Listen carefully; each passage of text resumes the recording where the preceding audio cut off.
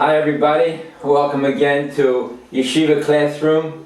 We're on this station every week, and in addition you can catch us on the internet under Google search Yeshiva Classroom.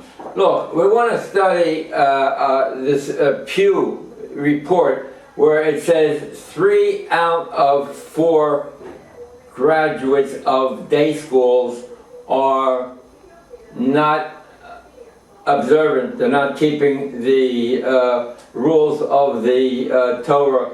Some went away completely, others did do a little bit and pick and choose, whatever.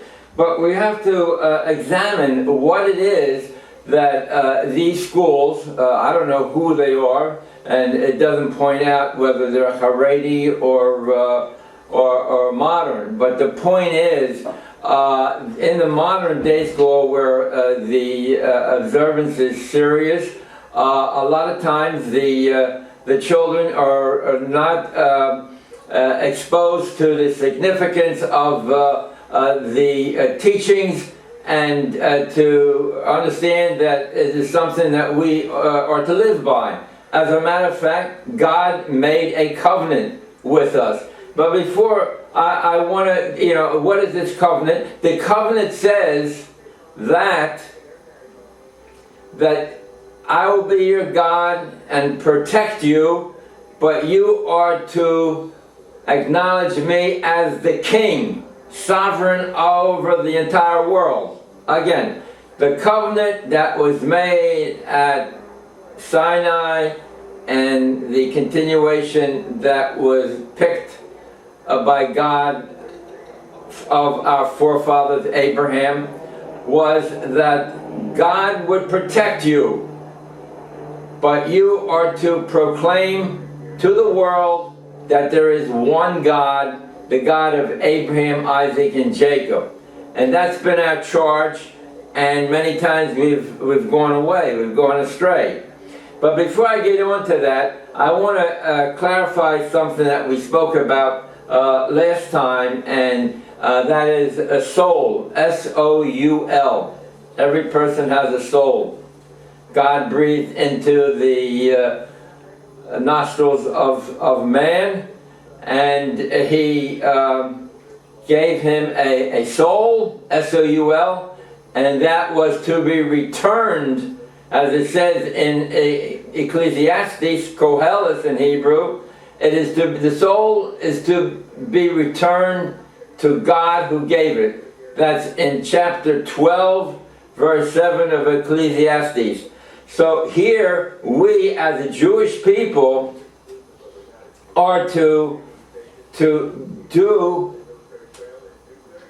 good and live by the directives of the commandments. Now, let me explain. You see, again, a soul. What is a soul? When you give over something to a loved one and the loved one enjoys it, you feel good. You feel good. And that's what the soul is doing, feeling good. It's not your organ, your heart, your liver, your lung, but it's your soul, S-O-U-L. And the soul in this lifetime must accumulate soul food. And how does he accumulate that? It's when the body acts on a particular chore. And those chores are really not difficult, but they are commanded to us. As a matter of fact, we say them every morning in our prayer. It says over there that the good deeds one should do are accompanying the dead, visiting the sick, making peace between man and man, doing acts of kindliness, and all the times that a body performs one of these acts. So it generates good feeling, right? Good feelings is generated. And those good feelings are accumulated by the soul. Those feelings are soul food. And we accumulate them. So we want to do as many of those good acts that the body performs so that they can be turned into good feelings, which is food for the soul. And the soul accumulates them. And you say, well, what do I need to do these things? I don't need that. I mean, I don't waste my time in helping people or making peace or visiting the sick. What is that going to do for me? But the point is, it's very important. We say it every day in our prayer because we turn those in like green stamps at our demise after 120 years. And the mark that we get determines the place we receive in the soul world, in the next world, after 120 years. And that's where we're falling apart. We don't realize that there is another world, a soul world, and the body works for the soul. And after 120 years, when the Messiah comes, and if not sooner, we will return, the soul will return to the body.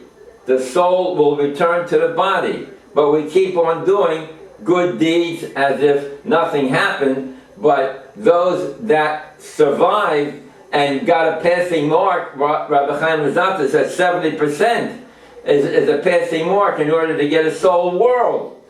If you don't keep two positive commandments, one is the Pesach, you're automatically chorus, you're excised. So doing good deeds and doing good things is paramount to our existence. And that's why we're here in this world for. Now, God is altruistic. He doesn't pick out a Jew over a Gentile. No, he wanted everyone to gain the soul world. He wanted everyone to gain the soul world. And that's what happened when the Bible, the Jewish Bible, the Torah, aka, was given to Moses, written by God and delivered to him. You say, well, I can get tangential so often, so frequently. On Shavuos we're given the Torah, but we're not. It doesn't say anything about receiving a Torah. It says, you heard the 10 commandments. I am the Lord your God who brought you out of the land of Egypt. I am the Lord your God, speaking to the Jewish people, because they carry on the directives that's commanded to us. So it was given to Adam. And he, it's just the highlights of many of the things that happen in the creation, from creation onward. And he was given the highlights. He was put onto the garden, and God told him all you have to do is strive for perfection or holiness. That's all you have to do. And he, by being in that environment, not having to take care of anything else, but to observe through reflection, observation, rationalization, that there is a God and that he wants us to do good in order to improve the soul. And God gave man one freedom or free will, and he gave him the certain rules that he had to follow. Because, you just can't go, he ate from the tree of knowledge. He wasn't supposed to do that. And the people, Adam wasn't the only man around. His children married, and they there were other people, and they were to observe all of these things that Adam was doing, and to perform them, so they could become more holy or perfection. You see, I put before you life and death. Choose life that you might live. Deuteronomy 30:19. Write these down so you can check it out. So he has to choose. He's given freedom. Man has given freedom, meaning that he's been given free will to choose. Yeah, that's freedom that he's been given. And hopefully he will choose righteously. But he's also given rules that he must follow. And that is, you can't do this, you can't eat from the tree. And he broke those rules, and he was taken out of the garden, and he had too much free time, he had to work on his own. But the people did not believe, or they got away from the belief. They began worshiping the servants of God, the stars, the moon, and they got away from the original concept that God is a creator, that Adam was to realize and to pass on, because Adam got the commandments from God with what to do and where he was placed and what not to do, the rules.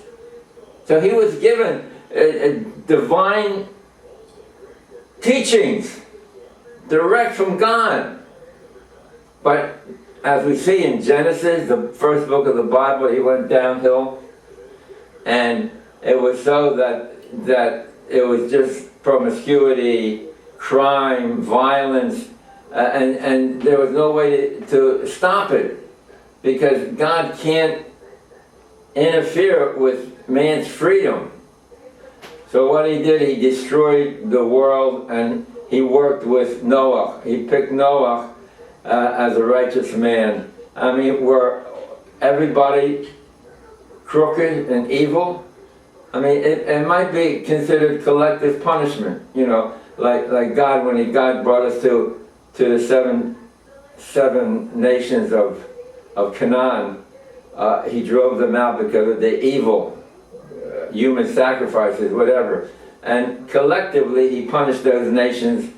Even World War II, the Jews went down so badly, led by the leadership of all the Islam, socialism, communism, and they couldn't have a place to set up shop so that they can teach the true teachings of the Torah, the divinely given book.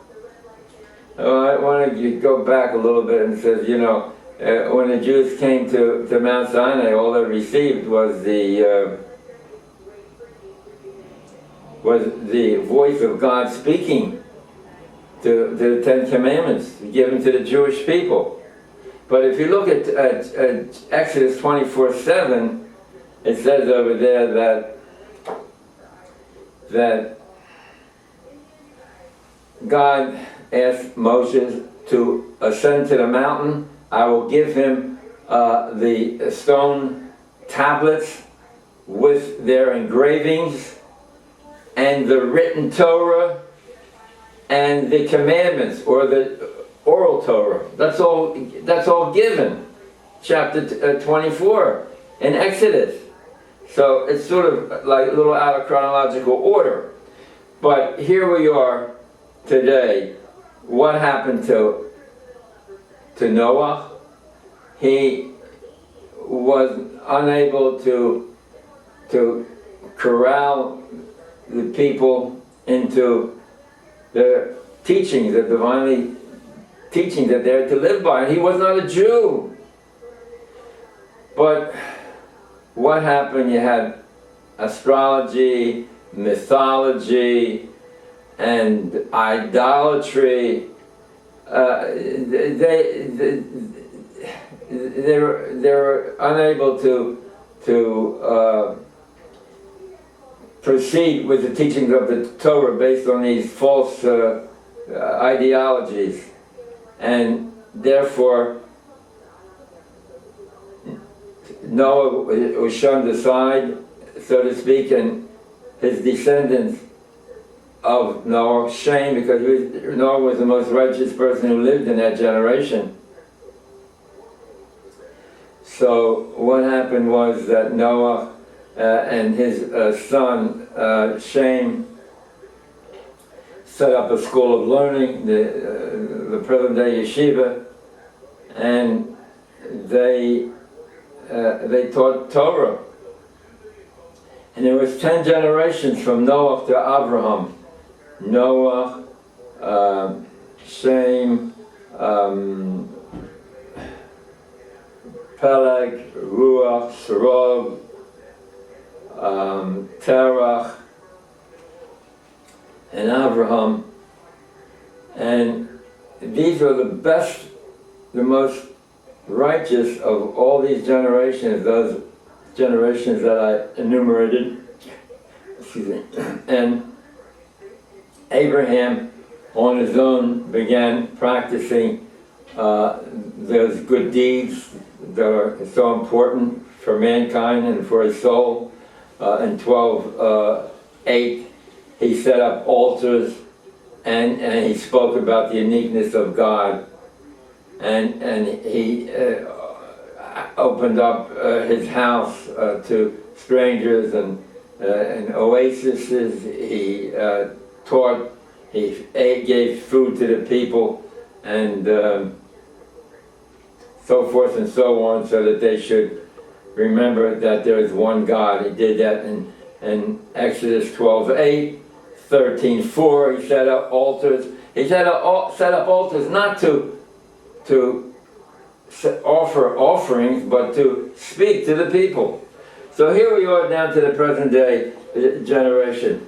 2 out of 3 left the fold. I don't know who these schools are, but the point is, they've got to reform. They've got to see what went wrong. And I think this is a silver bullet that I'm going to give to those rabbis or those lay people who have influence and tell the rabbi that there's too much time for assemblies and legal holidays and vacations and whatever. But what has to be done? You know, when you go to parent-teacher conference, everybody gets a good report. Nobody's going to get a bad report. You know, all the kids are just beautiful. So, you know, so what happens? What I came up with is that the problem is, as I see it, they have good rabbis, good teachers, but they do all the speaking. They do all the speaking. And they give tests based on their speeches, which are musar, or instructional. You know, the beginning of knowledge is wisdom. Wisdom is the beginning of knowledge. And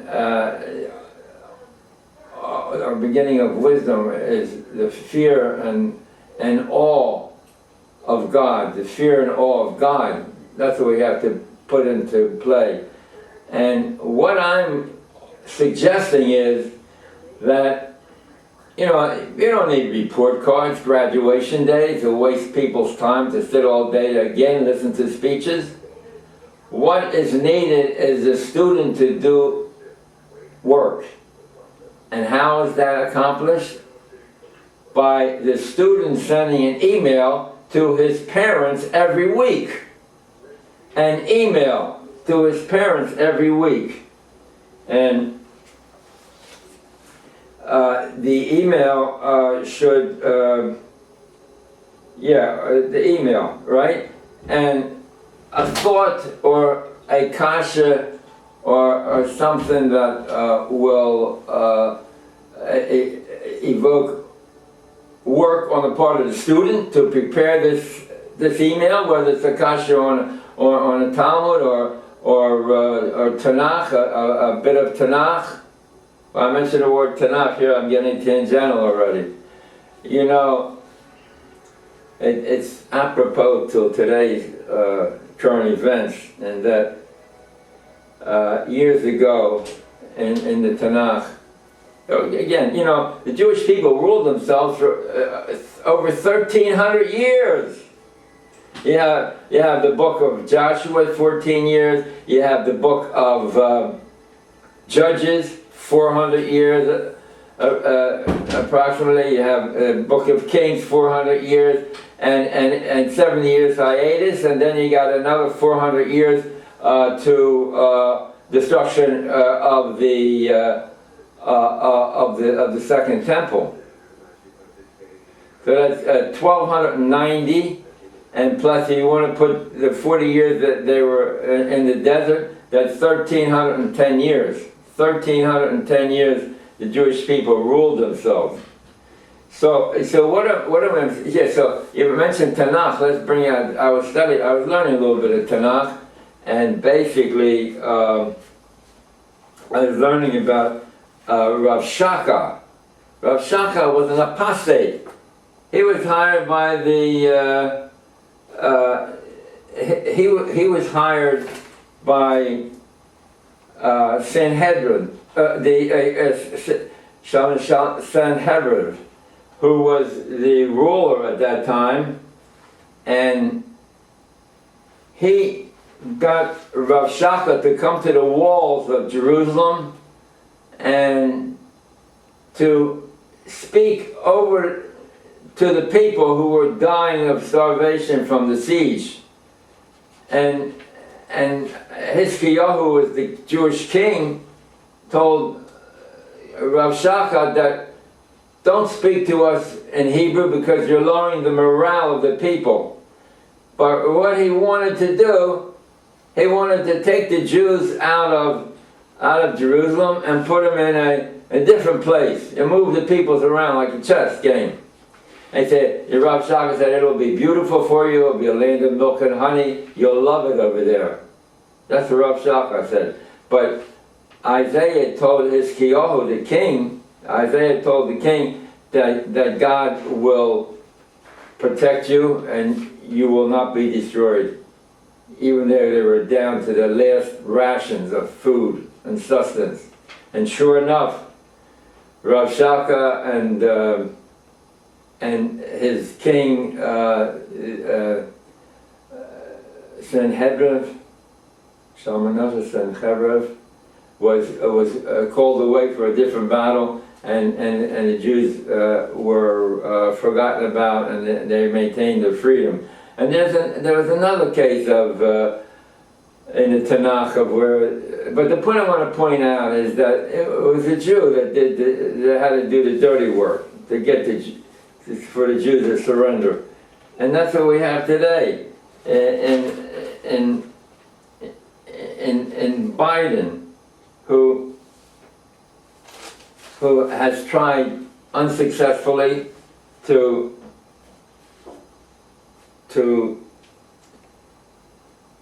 influence the people that there should be a two-state solution, like Nides, you know, his Jewish puppets.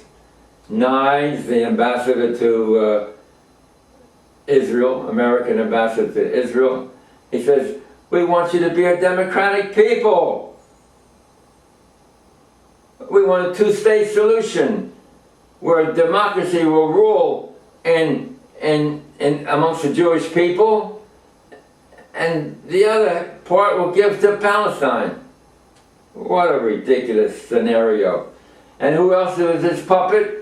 He put on Blinken, Secretary of State. Of all the people, isn't it coincidental that the two Jewish powerful people are working under Biden, just like Rav Shaka did for his king? So the point I'm telling the rabbis in yeshivas is they have to let the student work more. And how does he do that? He gets them to send an email to the parents, and that they should receive it and whether it's a kasha or a composition of anything that he learned. And the parent should be alerted to the fact that they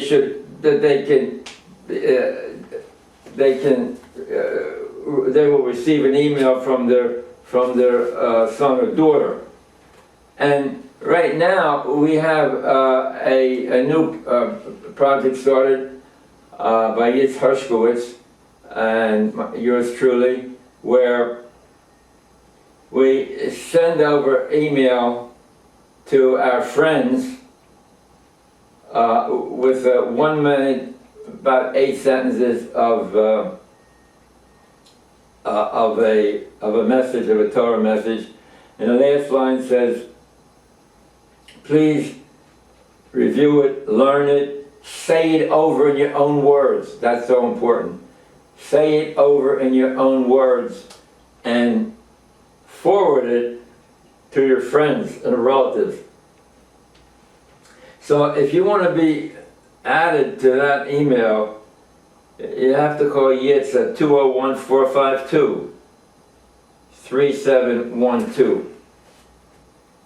So here we are, and Maris Drive. Yeah. So here we are. 2 out of 3 left to fold. That's because we don't appreciate. That's the job of man to strive to better his soul. Right? Here we are. Here's the solution. Weekly email by students to parents and friends. Tell your yeshiva you don't want a report card. Everybody gets promoted. You want to see a weekly email from your students. And that's why it's responsibility of the parents and friends of the yeshiva to let the yeshiva know, and not just come out with all these beautiful pictures of the youngsters waving Israeli flags and marching and parading and do all these other kind of things. We want work. Student must give over out loud what he learned. A man's drive in this world is H-A-G, Hag. What does that stand for? Hag. For happiness, right? You should live in this world for happiness. That doesn't mean going on vacations to the Cancun or now Dubai. But it means happiness in the next world after 120 years. And you're seeing people out there that are looking for exotic places to go to, even in the 80s and 90s. And they're not realizing that the happiness they want is in the next world. And A stands for accumulate. Man wants to accumulate. Whatever he has, if he has 100, he wants 200. Even as old as he is, he wants to accumulate to get more wealth, to have more riches, which he can't take with him. He can't take it with him. Go figure. And the other thing is glory. H-A-G. Write these down. He wants glory, that people should recognize that he dedicated a building, that he gave so much money, that he is a leader. No, the glory that we want is the glory before God, that God acknowledges all the good deeds and how we can fix the world. So that's the goal. The goal is to love to learn Torah. To love to learn Torah. And how do you do that? How do you do that? You have the student do a major portion, not to have him cram for a test, a written test that he crams for. No, he's got to figure out a composition of something that he can email to his parents. They don't need parent teachers. Everybody gets promoted. They all have good reports on little Chaim or Sarah when they go to the teacher. So that's that's Iker. And you know, look, here's something that is so important. You know, we all do good deeds and help the people, but you know, there will be no rest for the sole of your foot. There will be no rest for the sole of your foot. And you know, 30, 40 years ago, there was a vibrant community below the 5 towns in Arvern, the young Israel. Here's a picture of the young Israel, right? And now what is it? It's a church, and which is prohibited to turn a synagogue into a church. To a warehouse, you have to move, whatever. Here it is. This is the doors to the church on the young Israel of Arvern. But more importantly, that's on like 57th Street in Rockaway, 57th Street in Rockaway Beach Boulevard, by the Peninsula Hospital, back at the Peninsula Hospital. Yeah, so there are people that are trapped behind. There's the older people that gave monies to build this building, yet they don't have the resources to come to another Jewish community. And it's responsibility of the young Israel of Woodmere and Cedarhurst and Lawrence to go out there and rescue these people who are prisoners in their own home because they can't go out because they will be attacked and mugged by the teenage gangs in the neighborhood. That's another thing that you should impress upon the people. Yeah. So how do you solve anti-Semitism? We got it rife. The whole country is filled with anti-Semitic literature and acts of violence. And it says over there in Deuteronomy chapter 28, verse 8 and 9, walk in the ways of God and observe and perform the commandments, and all the nations of the world will fear you. All the nations of the world. Very simple solution. And who's doing that? We're responsible for each other. It says over there in Deuteronomy 29:28, I will address the transgressions that are hidden, but it's up to you and your son to address the transgressions of your neighbor. Again, I think it's 28, 29, or yeah, 28, 29. He says, I will address the transgressions that are secret, that are done in secret, but you are to address the transgressions of together with your son, the transgressions that they perform by bringing Torah to them. 29, 28 in Deuteronomy. 29 and 29 verse 28, or maybe it's 28, 29. Look, here we are fighting. This is a picture of our brethren, our forefathers in Germany, World War I, observing Hanukkah and fighting for the country, Germany, and their descendants were wiped out, even though they gave their lives for Germany. That's anti-Semitism.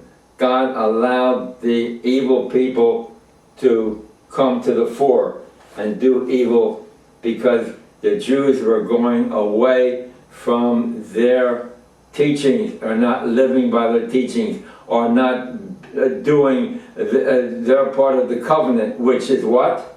Their part of the covenant is to declare the God of Abraham, Isaac, and Jacob is the sovereign king of the entire world. He is the king, and then he will protect us. Because little Israel was surrounded by the Gentiles.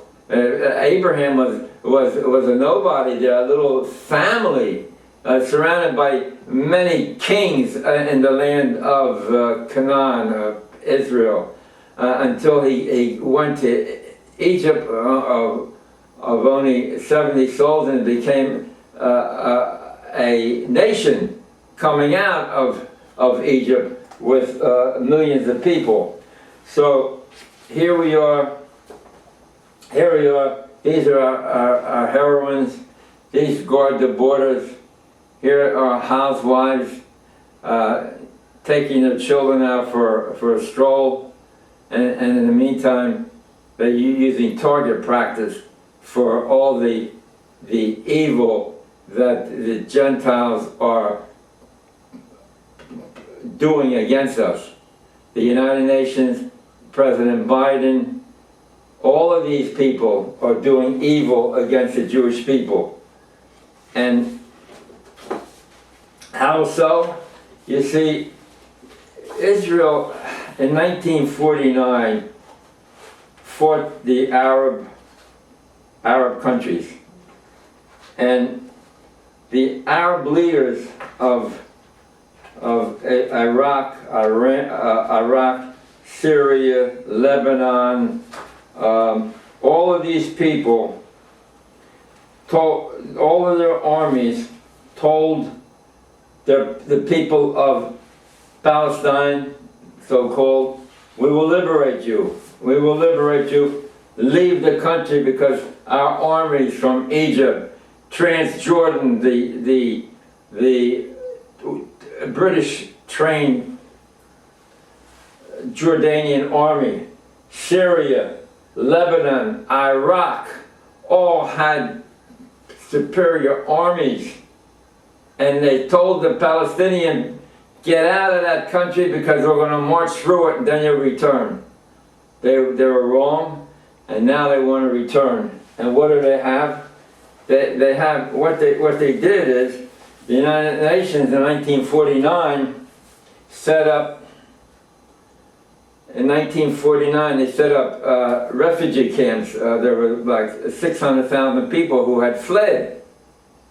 So they set them up in Area B of Israel and also all along the borders.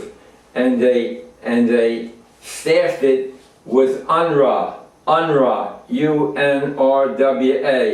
That's a part of the United Nations who teach and supply. Since 1949, they've been teaching hatred against Israel. They teach them how to shoot and how to come over the border and kill Jews.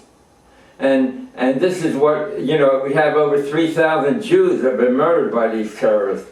And where do they start out from? They start out from these Palestinian refugee camps, so-called refugee camps. Instead of the Arab nations absorbing them into their economies, into their lifestyle, no, they abide by the United Nations and send evil and terrorists trained by United Nations, by United States money. And Trump, President Trump, God bless him, was instrumental in declaring the Golan Heights part of Israel, and two, moving the embassy, which the other countries failed, which the other presidents failed to do, gave lip service. They're afraid of the Arab backlash. But Trump, did not fear, and he made Jerusalem the capital, moving American embassy to Jerusalem. So this is a map of where of Israel. This is Mediterranean Sea. These are the different tribes which are settled there. Yeah. So you know, right now the EU, European Union, send monies out to the Palestinian Authority to build homes, to build buildings, illegal construction, and they're all over Part C of Judea and Samaria. And Gans and Eisenkopf, they let them exist. They let them exist, illegal housing, but illegal construction, because the EU sent them money.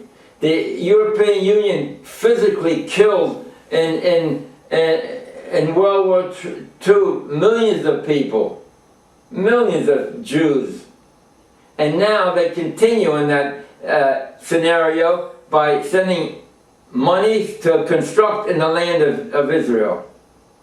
Construct. And Gantz and Eisenkopf are fearful of saying no to America. But the new administration under Netanyahu, with the right-wing government, has declared that we're going to take charge of our country. Smotrich and Ben Gvir, and that's what's happening. And to over reform the system, judicial system in Israel, no matter if they all demonstrated, lock them all up if they want to, like they did in Brazil or Venezuela, lock them up, or Washington. They want to, they don't have the votes? Tough. Wait for the next election. But here they want to reform the judicial system, and they're up in arms. Why? Because it's not brought out what the problems are. And the chief problem is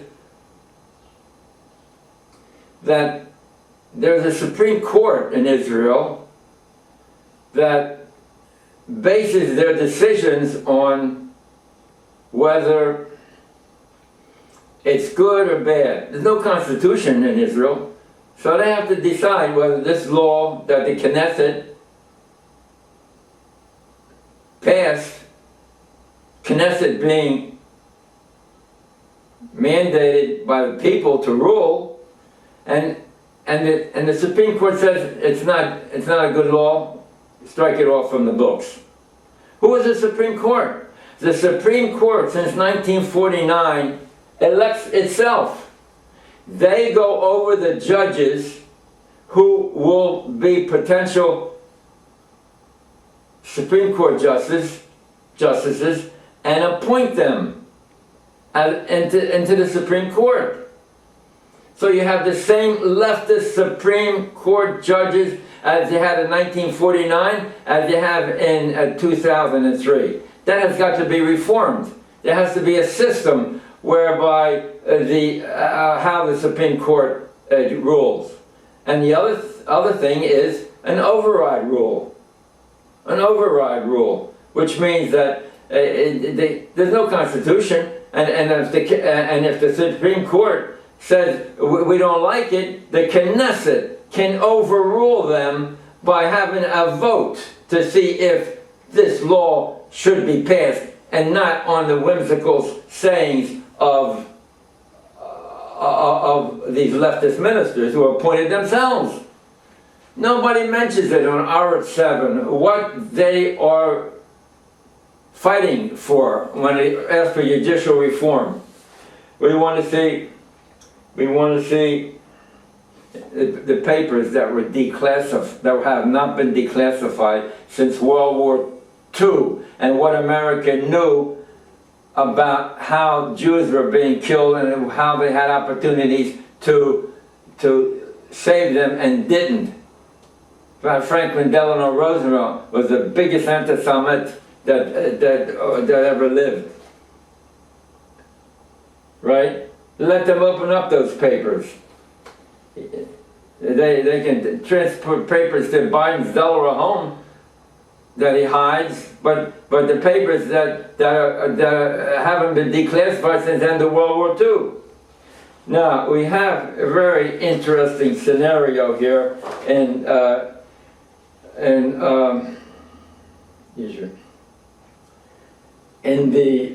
Babi Yar, where 35,000 Jews were murdered in 3 days, machine gunned, and witnesses heard the babies crying for their mothers, and witnesses heard the Ukrainian soldiers dressed in Nazi uniforms speak Ukrainian to the cohorts and machine gunning them. And you say, what a dastardly act they did, and they should be brought up for trial.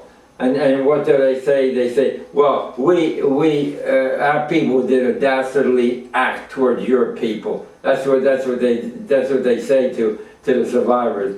We did a horrific act toward your people. No, they should be tried in absentia. All those people that performed for the SS and worked in the camps, let their names be read out and let them judge who was innocent of this SS or who did all the different crimes of throwing the gas into the chambers or shooting inmates or torturing them. We don't need your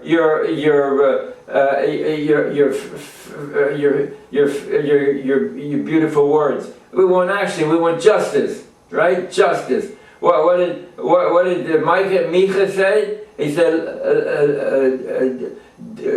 do justice, love kindness, and walk humbly with your God. Means to review your Torah.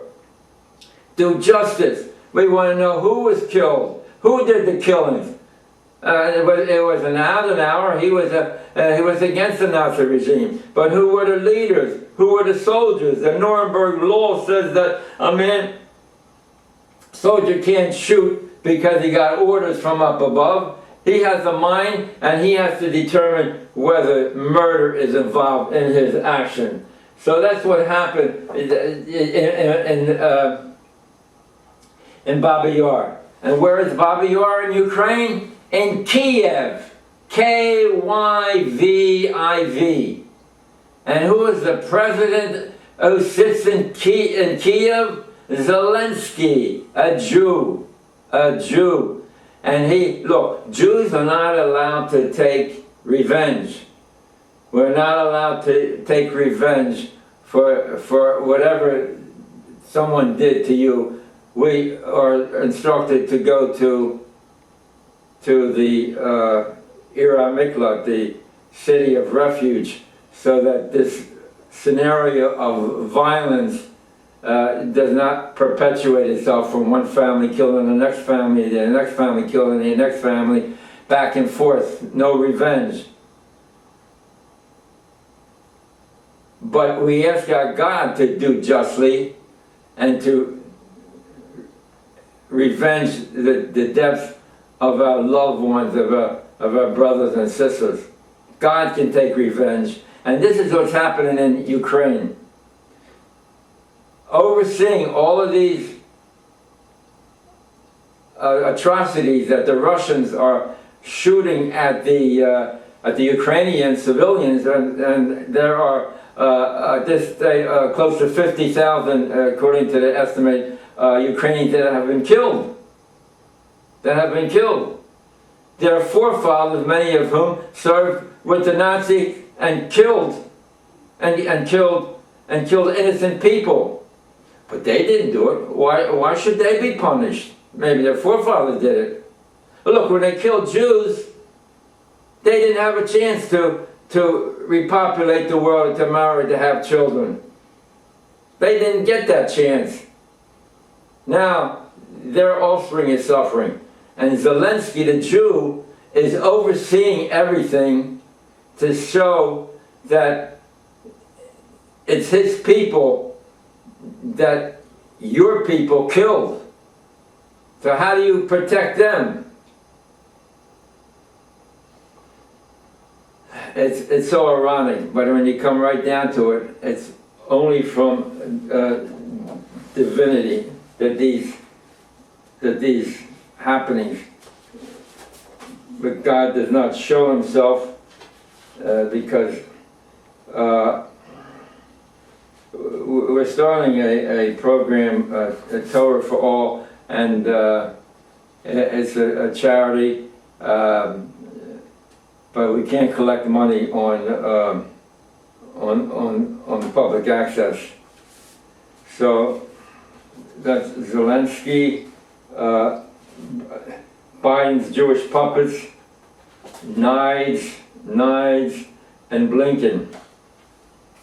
You think, well, we're safe in America, we have Congress, we have the president, they love us. No, they got anti-Semitism all over the place, they're trying to pass laws, can't do it, they're passing laws, means nothing. They're putting electric signs with swastikas all over the place. They say, well, it can't be happening to Germany. What do you mean it can't happen like in Germany? You see who they elected as president, the Biden, who can't remember anything. He can't remember it, he just doesn't answer. Right. Yeah, so what did he do? He gave $500 million for UNESCO to set up the anti-Semitic party of United Nations to teach hatred and to teach how to kill Jews in their schools. That's what they do. That's UNESCO. UNRWA, UNRWA, UNRWA. So that's what UNRWA does. And America paid $500 million in back taxes to join them. That's led by your Mr. Forgetful, the President Biden of Delaware. Yeah, two-state solution, ensuring strong Christian democratic United States. That's what they should do in the United States. He took off his flag on the car in Jerusalem. Biden, such a person without any manners, and a host and insolent. If a host invites you to a country and you wave another country's flag, nothing like that should ever happen. When we come to America, you should wave the Indian flag, One Nation flag. One Nation. That is, Indian nation. They should give back the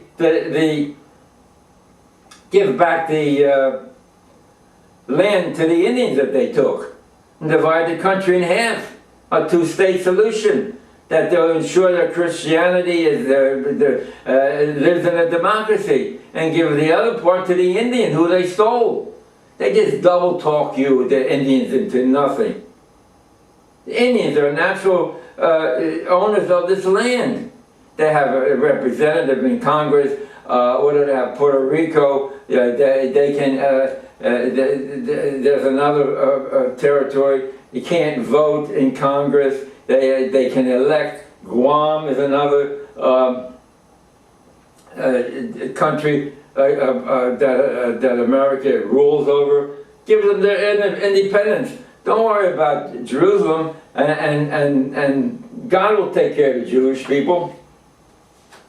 He left $85 billion in Afghanistan, $85 billion, and it just lost in a lost battalion of loyalist troops. He had them wiped out because they left. No supplies were given to them, and here they worked so hard for America. Let them all die. USA pays terrorist families. Terrorists kill somebody.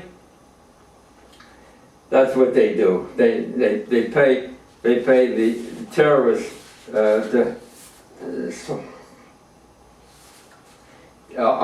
gotta go Talmud time. It's time for Talmud time. It's time for Talmud. We learn it all the time. Where is our Talmud? Everybody can learn Talmud. Don't get caught up with all kind of crazy things. And it says, from when to when. That's the first Talmud in Barachos, in the Gemara Barachos. This is a little copy of it. And it's all in English. You don't have to read the Hebrew or the Aramaic. It says, from when to when do we say the First it's a Mishnah, right?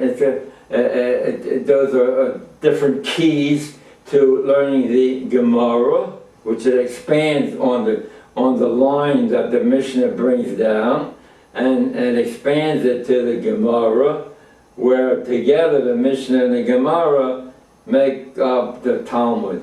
And that's the name of the game, is that we have to learn Talmud. That's the oral law, which has now been written down.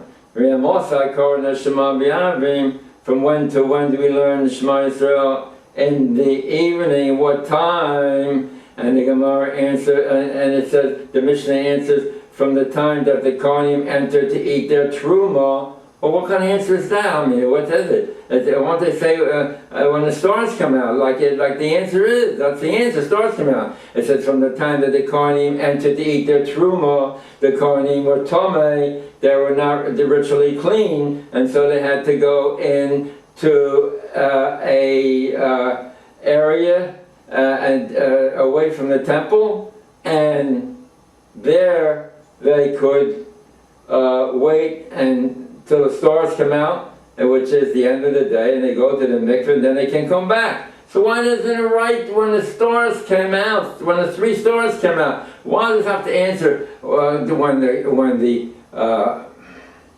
Kohanim, the priests, entered to eat their truma? They had gone to the mikveh, they're clean, spiritually clean, and now they could eat their truma. When is that? When the 3 stars come out. So we are learning things by the way. And we learn about truma. What is truma? Right? Every person has to give to the charity. If a person has 100 bushels of apples, right away he has to give truma, 2% to the kohen. That's what he lives by, because he has to work. And we have to learn, he has to give 10% to the Levi. Another 10, that's a Meiser Rishon. Meiser Sheni, he goes to Jerusalem and eats it in Jerusalem, except in the 3rd and the 6th year that he takes, he gives a Meiser Oni to the poor people. So the answer is, why doesn't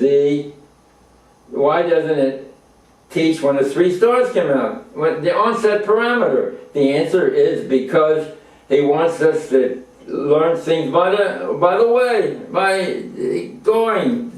And the 3 stars, they learn Maisa, Truma, and Tomei, all kind of things. Yeah, so that's a little bit of Talmud. Buy the book, you go into the bookstore. Z. Berman has the best prices over on Central Avenue. And we want to, again, recall the fact that that we must